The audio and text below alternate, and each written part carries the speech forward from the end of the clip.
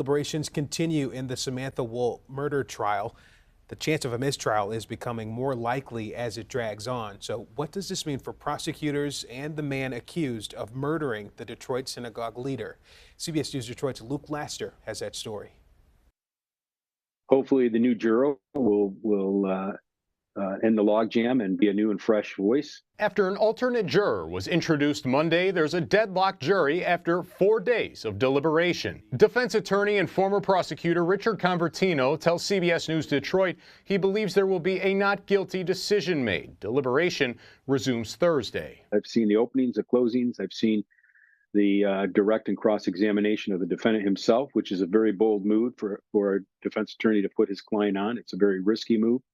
It's either a home run or a hit by pitch, and I think the defendant in this case was fair in his statement of the facts. I think he was honest.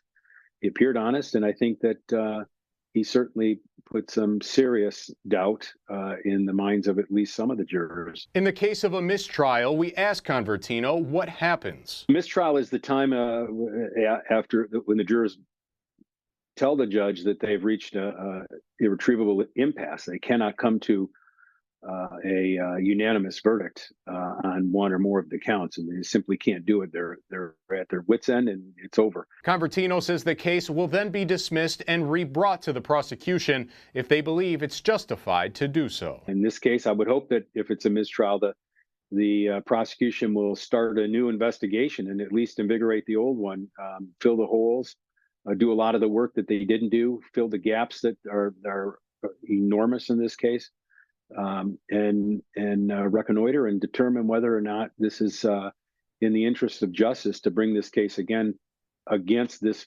defendant. Now, Convertino says it's ultimately up to the judge on whether a mistrial is declared or not, but he says he's confident with the implementation of a new juror that a decision will be made sooner than later. For CBS News Detroit, I'm Luke Laster.